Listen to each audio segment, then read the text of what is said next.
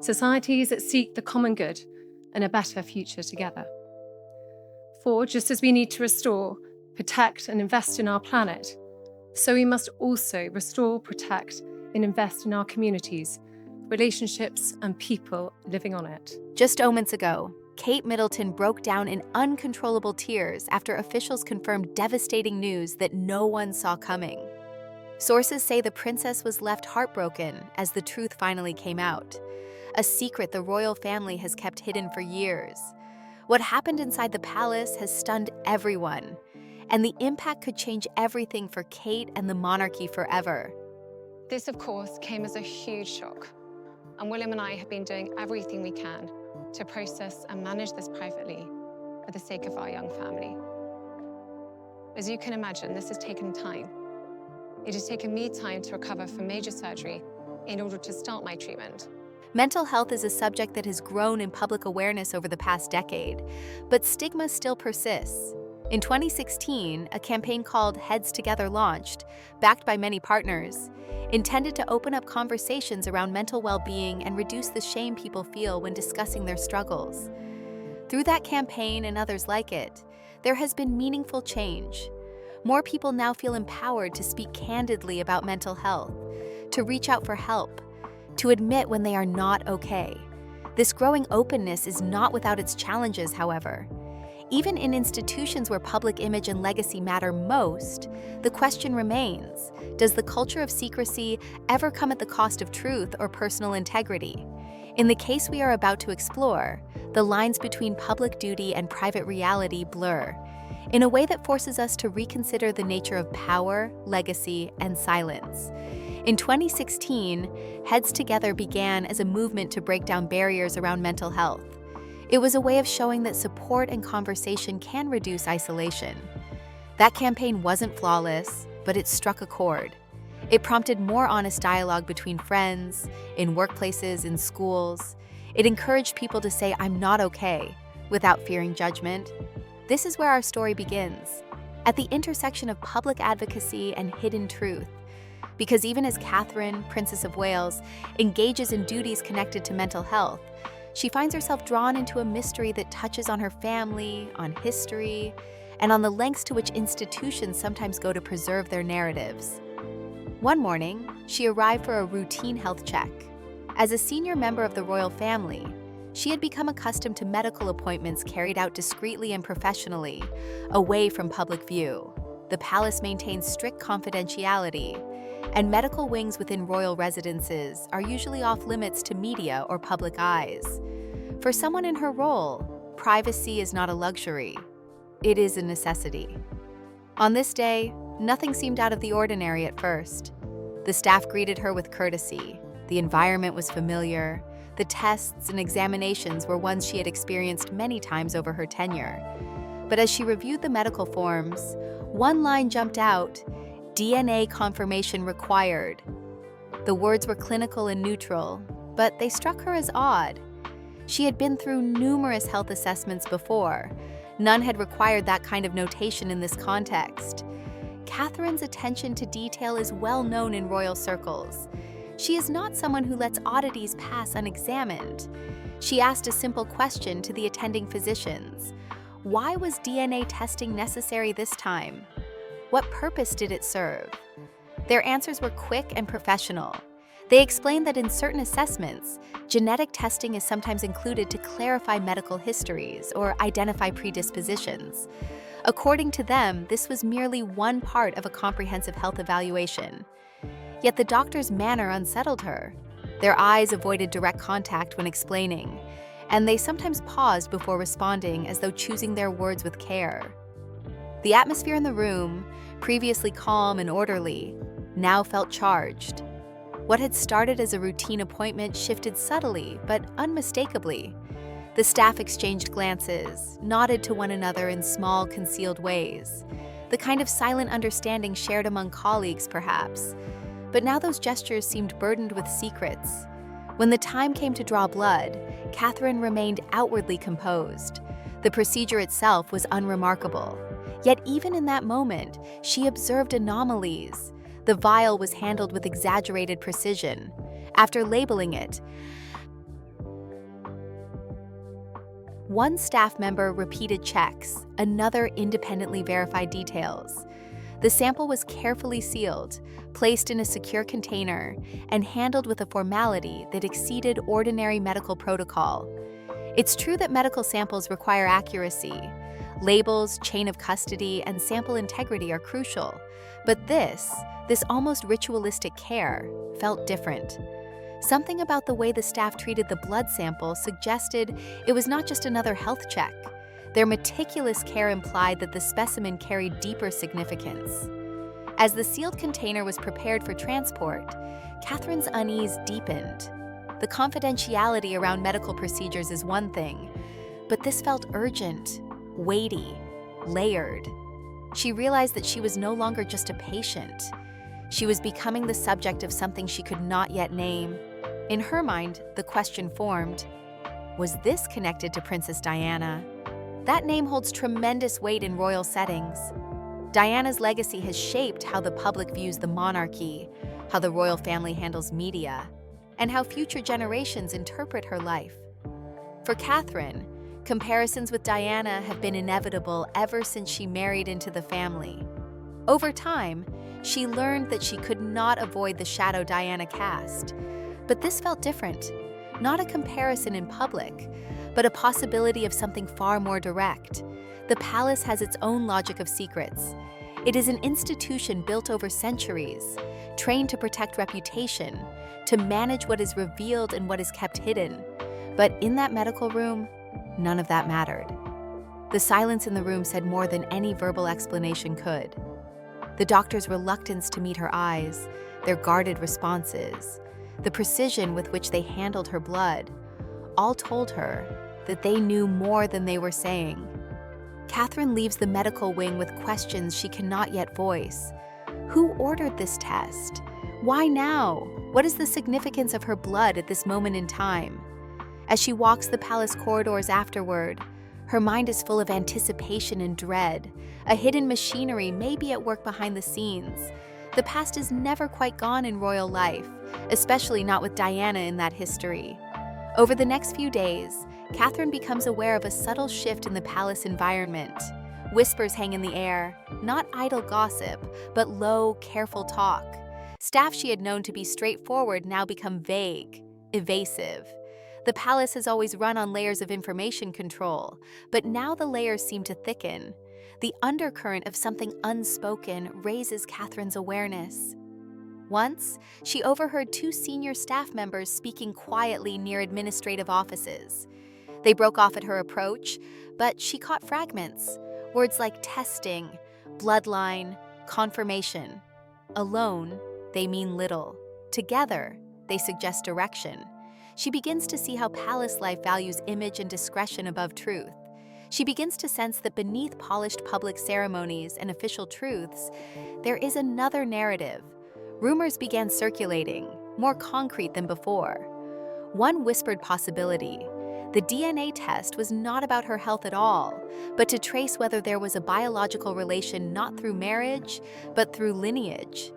Perhaps the rumors suggest someone within the palace seeks confirmation of a link between Catherine and Diana that has never been publicly recognized. Other versions of the whispers go further. Some claim Diana knew of a secret, a fact she had not publicly disclosed, that she left hints, fragments in her interviews or private letters, allusions that made sense in hindsight. The palace, according to these rumors, deliberately concealed this information, not only from the public and from historians, but possibly from Diana herself. Catherine finds herself recalling Diana's interviews, her public statements, and the letters released after her death. Diana famously spoke about feeling trapped, undermined, under scrutiny, controlled. In retrospect, those expressions could be seen in a new light, not just as emotional candor, but as someone speaking with knowledge of something deeper. Until now, the prevailing narrative surrounding Diana had often cast her struggles in psychological, relational, and institutional terms. She was portrayed as a person under extraordinary pressure, someone who faced emotional challenges and public expectations that overwhelmed her. But what if another layer existed? What if Diana's fears, her sense of being watched, her perception of constraints were rooted partly in a reality the public never saw? Catherine understands that if the DNA test reveals a connection, then the story changes. This is not merely about family tree speculation or historical curiosity. It's about the possibility that Diana's truth was never fully told, and that the royal institution played a role in burying it. If that is the case, the consequences ripple through not just Catherine's life, but through the institution itself. At this stage, Catherine maintains her public role. She fulfills engagements, continues philanthropic and official duties, retains poise and calm in view of the public. Outwardly, nothing appears to have changed. But inwardly, she carries an anxiety, a mounting awareness that she is part of something larger now, something she must approach carefully, both to protect herself and to seek whatever truths may lie hidden. This first part of the story establishes the foundation, the quiet before the storm.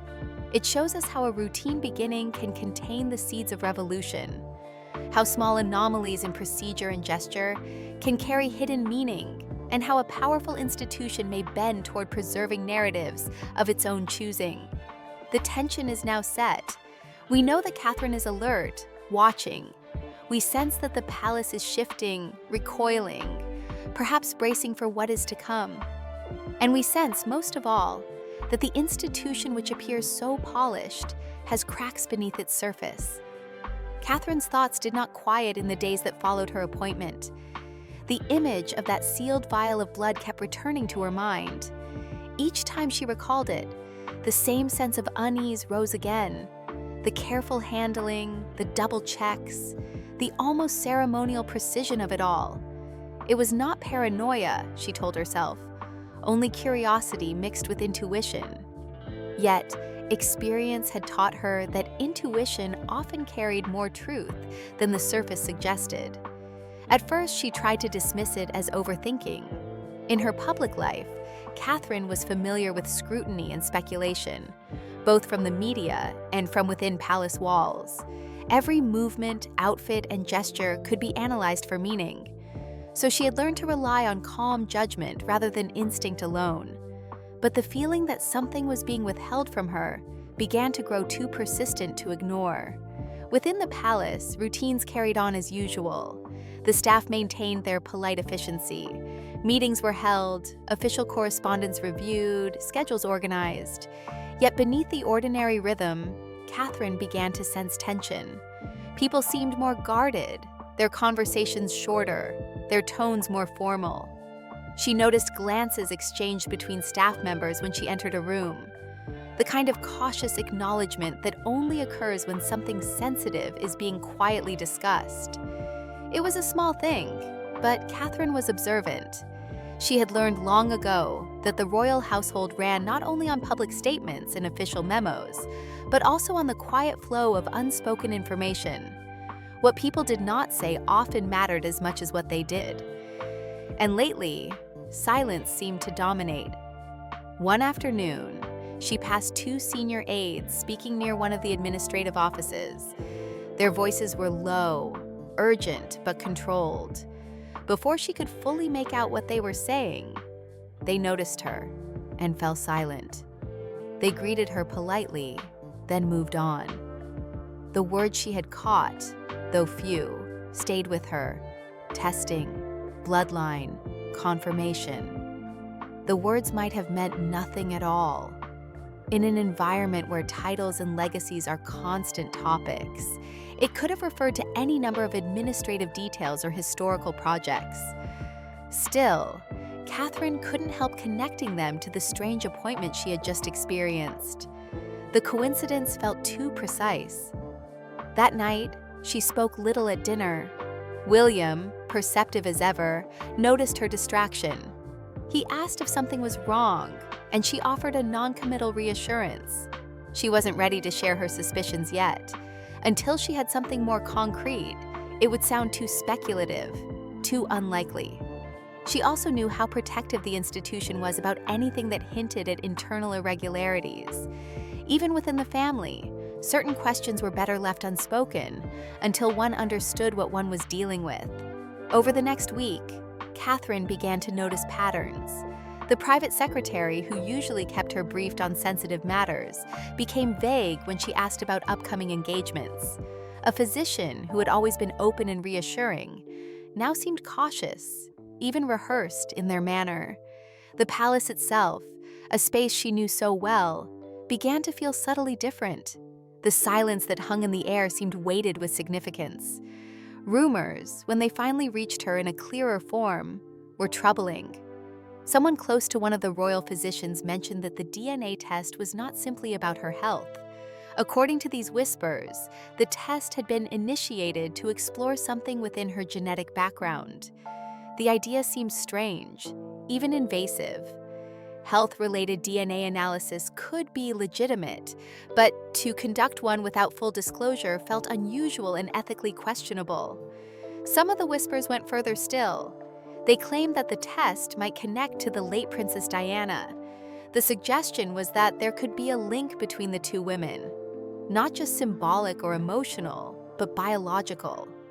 It was a startling notion, one that seemed to defy everything Catherine knew about the family's history. She tried to dismiss the idea as baseless gossip. The royal household, after all, had always been a magnet for conspiracy theories and speculation. Still, what made this rumor more unsettling was that it seemed to emerge from inside the palace, rather than from outside commentators or tabloids. And the behavior of those around her lent weight to the idea that something more was indeed being kept from her. Catherine began revisiting what she knew about Diana. Not the public version shaped by documentaries or news clips, but the personal one built through William's memories and her own study of Diana's life. She had long admired Diana's ability to connect with people, her compassion, her genuine warmth in situations where protocol might otherwise have created distance. But she also knew how difficult Diana's years within the royal family had been, how often she had spoken of isolation and lack of support. The more Catherine thought about it, the more those accounts began to take on a new tone.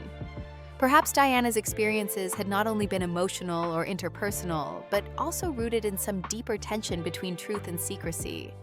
There had been times when Diana had claimed she was being watched, or her movements were being tracked.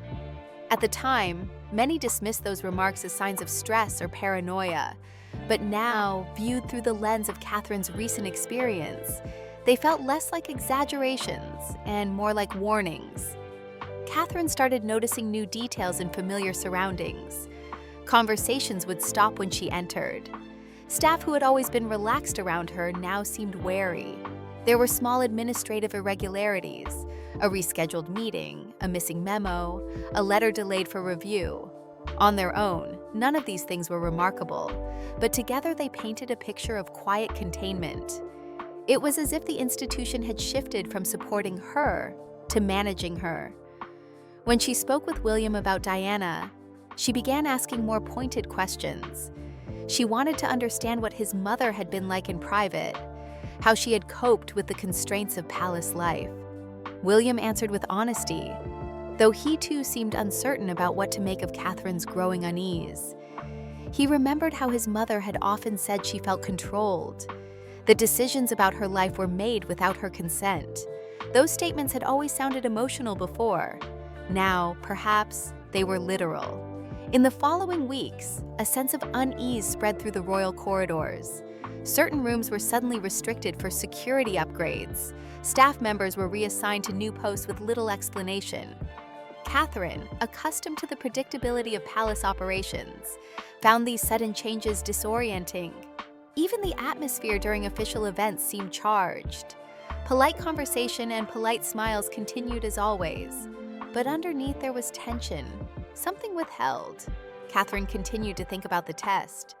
She recalled every detail she could: the tone of the doctor's voice, the way the nurse sealed the container, the fleeting look of discomfort on one attendant's face.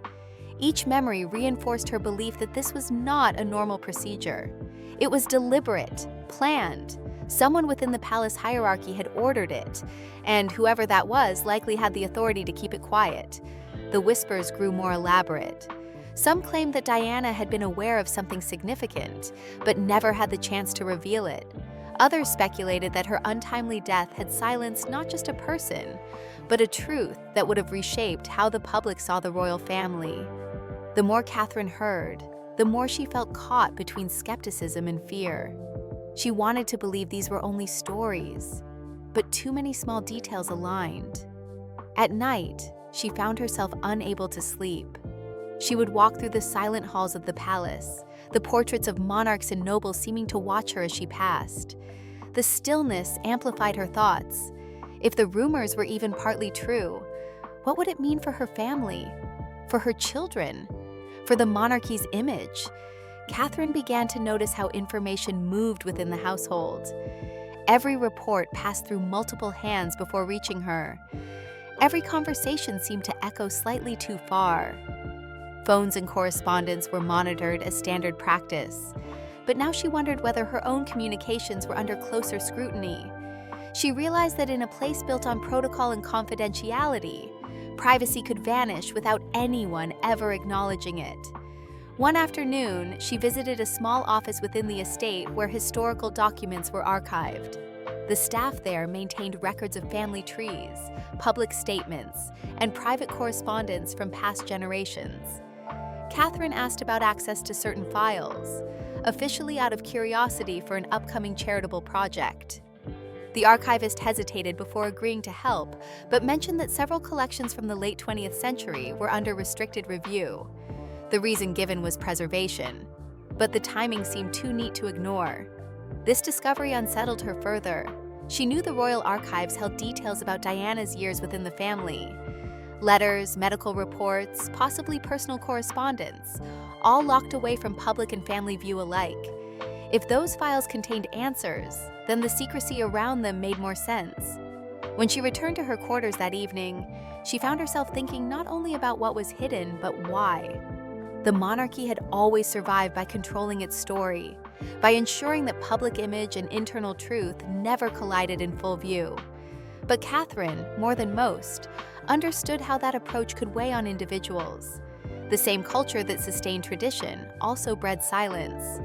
It was around this time that subtle changes in her routine began to appear. A staff member who had long served as her liaison with the press was suddenly replaced. Her calls to certain departments were redirected through security clearance channels. Even her schedule for upcoming events was shared only on a need-to-know basis. These adjustments were explained as part of standard operational review, but to Catherine, they felt like containment. One evening, while reviewing paperwork in her sitting room, she came across an envelope that had been misplaced among briefing materials. It contained an internal note referencing ongoing verification procedures connected to medical assessments. There were no specifics, but the language was strikingly similar to what she had seen during her appointment. She folded the note and kept it aside. By now, the pattern was undeniable. A process had been initiated, quietly, carefully, and she had become its subject. The test had been ordered, the results awaited, and those around her were aware of it but unwilling to speak. It was not yet clear what was being confirmed, but the secrecy alone suggested significance. Catherine knew she had a decision to make, to confront the issue directly or to continue observing quietly. Confrontation risked provoking the institution's defensive mechanisms, the same ones that had silenced voices in the past. Observation, on the other hand, allowed her to gather more information, but at the cost of uncertainty. The situation mirrored the duality of royal life itself, duty and doubt, service and silence. Catherine realized that to understand what was truly happening, she would need to approach it with care. She would have to listen, to watch, and to wait. In the meantime, she maintained her composure in public. Every handshake, every appearance, every carefully worded statement reinforced the image the world expected. Behind that image, however, the questions multiplied. She thought again about Diana, not the media figure, but the woman who had once walked these same halls, faced these same contradictions, and felt the same invisible weight pressing down. Perhaps Diana had known this feeling of being caught between truth and expectation. Perhaps she had even tried to warn others in her own way. For Catherine, the mystery was no longer just about the DNA test. It had become a question of trust. Who within the institution could be relied upon? And who was protecting something larger than themselves? The palace, for all its grandeur, was beginning to resemble a labyrinth of silence. And at its center lay a truth that seemed to reach back through decades of secrecy. The more she thought about it, the clearer it became that this was not only her story. It was part of something woven through the family's history, something that touched legacy, control, and the cost of maintaining a perfect image. Catherine knew she was only at the beginning of understanding it. The real answers, she suspected, would come soon enough, and they would not be simple. Days passed before the envelope arrived. It was delivered in the same quiet, deliberate manner as most internal documents. No fanfare, no announcement, just a sealed envelope placed discreetly among a small stack of correspondence awaiting Catherine's attention. But she knew instantly that this one was different. The weight of it, the smoothness of the seal, the lack of identifying marks, everything about it suggested that what lay inside was not routine. She sat for a moment before opening it, letting her mind settle. A part of her had been waiting for this, though she had tried not to admit it. The quiet tension that had been building since the medical appointment now condensed into a single point of focus. The envelope contained the results of the DNA test, the one she had never fully consented to, the one surrounded by silence and half-truths. When she finally broke the seal, she found a folded report printed on crisp official paper. The language was scientific, dense, and impersonal, filled with technical phrases and coded references. At first glance, it could have been any medical summary. But near the bottom of the page, she saw a phrase that made her pulse quicken. Genetic lineage confirmation, match identified. The words were precise and final. They were followed by a classification code, a list of DNA markers, and then a short explanatory note. Subject's genetic sample demonstrates direct maternal correlation with archived reference material. Subject D.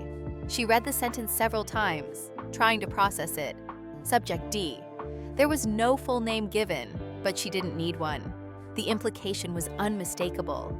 Subject D referred to Diana, Princess of Wales.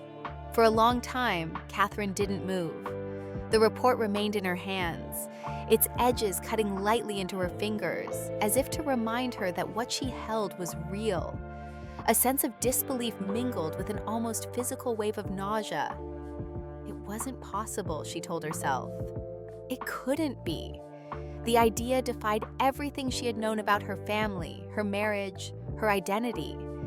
Yet the clinical precision of the document left little room for misinterpretation. As her mind tried to make sense of it, memories began to surface, small details that had once seemed irrelevant but now appeared charged with new meaning. The strange look on the doctor's face during her appointment, the silence that followed her questions, the whispers in the corridors, the discreet glances among palace staff. They had known, or at least some of them had. She thought of Diana, of the photographs, the interviews, the moments of candor that had made her so beloved and so vulnerable. The public had often described her as ahead of her time, emotional, empathetic, restless within the boundaries of royal convention. But what if part of her restlessness had stemmed from something deeper, something that had never been meant to surface? Catherine felt as if she had stepped into a hidden corridor of history, one that had been sealed off for decades. The document in her hands was not just medical evidence. It was a key to a story that had been deliberately locked away. After several minutes, she placed the report on her desk and stared at it. She understood that this discovery, if ever made public, would upend the monarchy's narrative. It would call into question the very structure of lineage and legitimacy upon which the institution rested. Even if only a handful of people knew, the implications were enormous. The first instinct was disbelief. Then came anger. Anger at the secrecy, at the manipulation, at being drawn into something so vast without her knowledge. She thought about the palace doctors, the administrators, the aides who must have facilitated the testing and coordinated the results. There was no error, It had been authorized. Her thoughts turned to William. How could she tell him? Should she tell him at all? The idea of keeping something so significant from him felt wrong, yet the potential consequences were terrifying. He had already lived through the trauma of losing his mother, of growing up under relentless public scrutiny, of balancing personal grief with royal expectation. What would this knowledge do to him, to his understanding of his mother, his family, his own history? That night, she barely slept. The report lay hidden in a drawer beside her bed. Each time she closed her eyes, she saw the words again: direct maternal correlation. They echoed like a refrain. She knew the meaning, yet part of her mind refused to fully accept it. Science did not lie, but institutions could manipulate truth. She wondered whether even this report had been designed to control her rather than inform her. In the days that followed, she began to look for confirmation beyond the paper. She reached out discreetly to a trusted medical contact outside the royal system, someone who had worked with genetic research in a private capacity. Without revealing specifics, she asked general questions about DNA lineage testing and archival reference accuracy. The expert explained that results of that nature, especially involving historical samples, would require extremely careful validation. If properly conducted, such results were difficult to dispute. That conversation deepened Catherine's realization that what she held was most likely genuine. The implications grew heavier with each passing hour. She found herself reflecting on her encounters with Diana's legacy, photographs she had seen in private albums, conversations with William about his mother's compassion and her struggles, the way Diana's presence seemed to linger in public consciousness even decades later. It all felt closer now, almost personal in a way that defied logic. At times, Catherine questioned her own response. Was it possible that she wanted to believe the report because it provided an explanation for the strange treatment she had received, for the sense of otherness she sometimes felt within the royal structure? Or was she clinging to disbelief because the truth was too vast to accept? Either way, the emotional weight was inescapable. Eventually, she decided that William had to know. One evening, after the children were asleep and the household had quieted, she asked him to join her in the study. She had rehearsed what she would say countless times, yet when he entered, the words came haltingly. She told him about the test, the strange phrasing on the medical forms, and the atmosphere during the appointment. Then she handed him the envelope. For several moments, he said nothing. He read the document slowly, his face unreadable. When he finally looked up, there was a stillness in his expression that was more unsettling than anger. "This can't be real," he said quietly. "I thought the same," she replied. "But everything about it suggests it is." He read the lines again, his eyes tracing each word as if searching for an error. When he spoke again, his voice carried both disbelief and something else, pain, perhaps, or recognition. "If this is true, it means they've been hiding this for years, decades." Catherine nodded. Neither of them spoke for a long time. The silence between them was heavy, but not cold. It was the kind of silence shared by people who know that the ground beneath them has shifted in a way that cannot be undone. In the following days, William withdrew slightly, his demeanor more restrained during public events. Those who worked closely with him noticed the change, but said nothing. The institution was skilled at pretending that everything remained as it should. Catherine continued her duties as well, though her focus wavered. She began to see the monarchy differently, not just as an enduring symbol of tradition, but as a system capable of bending reality itself to maintain continuity. For generations, truth had been shaped to fit the image, not the other way around.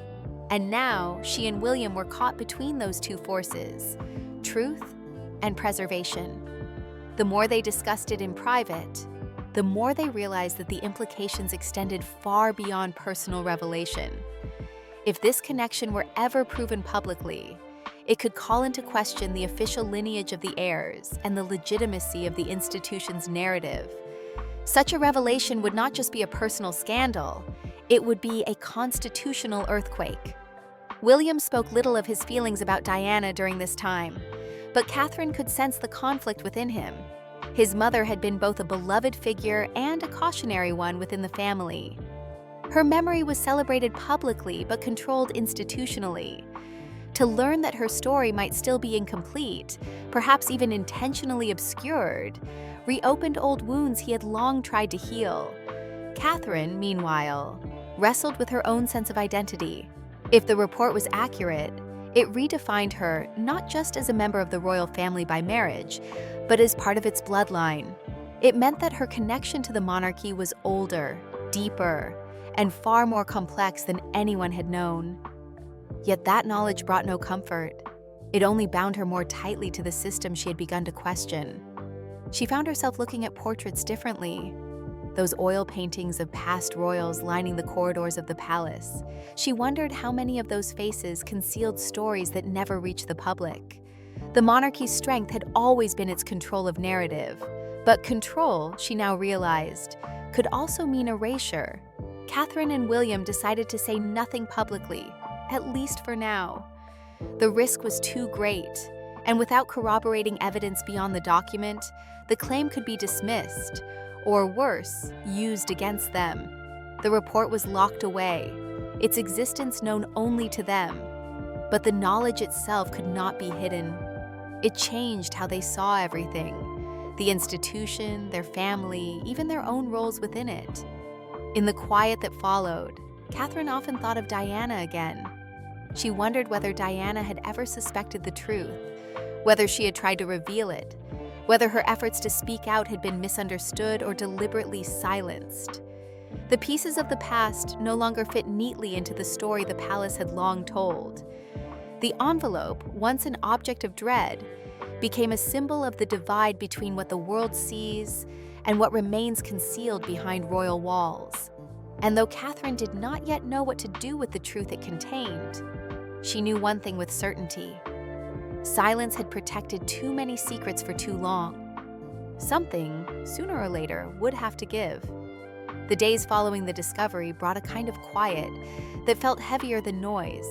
Catherine and William continued to appear in public, smiling, waving, and engaging with the same calm presence that the world had come to expect. Yet beneath the polished surface, both were wrestling with something too vast to express. The report had changed everything. Every event, every speech, every handshake now carried the unspoken awareness that their private truth was out of step with the image projected to millions. For William, the revelation reopened a part of his life he had tried for years to reconcile. His mother's death had been a defining loss, one that shaped his sense of duty and his careful balance between personal privacy and public service. He had learned to protect his emotions, to channel them into a sense of purpose. But the DNA results cut through that discipline. It wasn't only about what the report said, it was about what it implied, that his mother's life, and perhaps even her legacy, had been manipulated in ways he had never imagined. In private, William grew quieter. His sense of control, once steady and measured, became strained. There were moments when Catherine caught him staring into the distance, lost in thought, as if replaying every memory of Diana with new uncertainty. When he did speak, his words carried a mix of sorrow and disbelief. "She must have known something," he said one evening, his voice barely above a whisper. "Maybe that's why she was always afraid.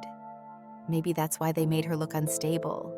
It was easier to dismiss her than to listen." Catherine understood his turmoil. She shared it. They both knew that confronting the truth openly would be nearly impossible.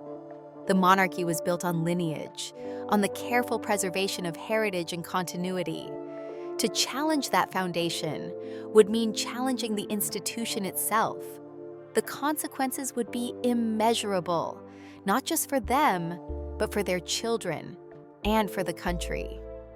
Yet doing nothing also felt like a betrayal, not only to Diana, but to their own integrity. They discussed it late into the nights when the palace was quiet, speaking in low voices so as not to be overheard. Catherine suggested that they might start by confirming the authenticity of the results through independent channels. But even that carried risk. Every person they involved could become a liability. Every document, a potential weapon in the wrong hands. The palace had ways of knowing when boundaries were crossed. History had shown that those who probed too deeply into the family's hidden corners rarely escaped unscathed. In public, the pressure intensified. Newspapers speculated about Catherine's subdued demeanor and William's unusual restraint. Commentators offered benign explanations: fatigue, workload, adjustment to family life, but none came close to the truth. The palace issued no comment, as it always did, and life appeared to continue unchanged. Behind closed doors, however, Catherine and William were navigating a storm of secrecy. It was William who finally voiced what both had been thinking. "If we say nothing, they win," he said one evening, pacing the room. "They control the story just as they always have. That's what they did with her. That's what they'll keep doing." Catherine looked at him carefully. "And if we speak?" she asked. "What happens then?" He didn't answer right away. The silence stretched between them until he finally said, "Then everything changes." They both knew that the monarchy's greatest power was its ability to endure. Scandal had touched it before, but never something like this, something that questioned the very line of descent. The report in their possession was more than evidence. It was a challenge to history. It carried within it the potential to unravel the myth that had sustained generations. In the weeks that followed, William began reviewing records quietly, using his position to access archives that had been restricted for years. Catherine joined him when she could, helping to sift through letters, files, and internal correspondence. What they found did not give them clarity, but it confirmed their suspicions. There were missing documents, references to medical procedures, and communications that had been redacted or sealed under orders marked as indefinite. It was enough to show that the palace had buried something, though not enough to prove what it was. The more they uncovered, the clearer the pattern became. Diana had been isolated not only by circumstance, but by design. The control over her movements, her medical access, and her image had been systematic. Even after her death, the same mechanisms had shaped her legacy. The narrative presented to the world was curated, adjusted, and refined until it fit the version that suited the monarchy best. One night, after hours of quiet searching, William closed a folder and sat back heavily. "She was right," he said softly. "All those years ago, when she said they were watching her, that they wanted her quiet, she was right." Catherine placed a hand on his. "Then maybe it's time someone listens." They knew that any step toward truth would have to be careful. The institution was vast, and exposure would not come without consequences. Yet there was also a sense of inevitability. Secrets, no matter how deeply buried, have a way of resurfacing. And the more the palace tried to contain the truth, the more fragile its control became. As the months went on, William and Catherine's public roles continued unchanged, but their private purpose deepened. They began to understand that what they had discovered was not just about them. It was about the cost of silence, the weight of tradition, and the human toll of protecting an image at all costs. The monarchy would endure, as it always had, but something fundamental within it had shifted. The truth, once seen, could not be unseen. In quiet moments, Catherine still thought of Diana, not as a figure in history, but as a woman who had lived and suffered within the same walls, who had tried to speak and been silenced. Now, perhaps, her story was beginning to find its echo. And though Catherine and William did not yet know what they would do with the truth they carried, they understood that history had already begun to move, quietly but irreversibly, toward its reckoning.